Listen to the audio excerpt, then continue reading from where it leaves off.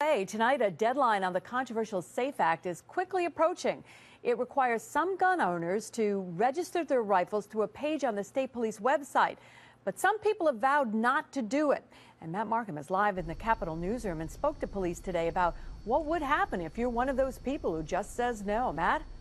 All right, good evening, Liz. Now, this is all, as you recall, about a week after supporters and opponents of the SAFE Act both rallied at the Capitol. Those in favor believe the law will cut down on gun violence, but others want the whole act repealed, even though new provisions continue to go into effect.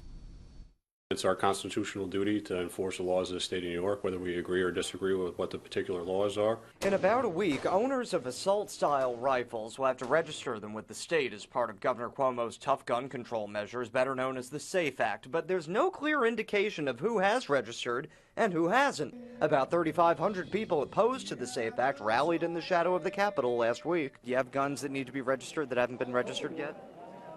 Oh, I'm sure we all do. Will you register them? No, not if it's unconstitutional.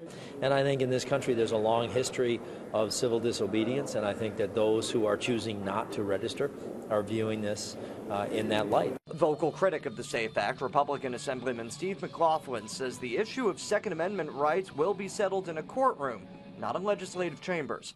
So that is probably another reason why a lot of these firearm owners are not registering, because they're going to see what the outcome is of the court case. Thousands of people have already pushed to have their records kept private. County clerks in Rensselaer, Saratoga counties, for instance, overwhelmed with processing opt-out forms. Greene County Sheriff's deputies say despite opposition to the law, it is the law. My advice is to do what you're asked to do until the law plays out in court and there's some sort of a final decision on if the law is constitutional or not. If someone is found with an unregistered firearm, the district attorney would decide the charge if one is appropriate. We're not going to be going and knocking on doors, things like that. Obviously, the sheriff's office responds to complaints at private residences and things like that.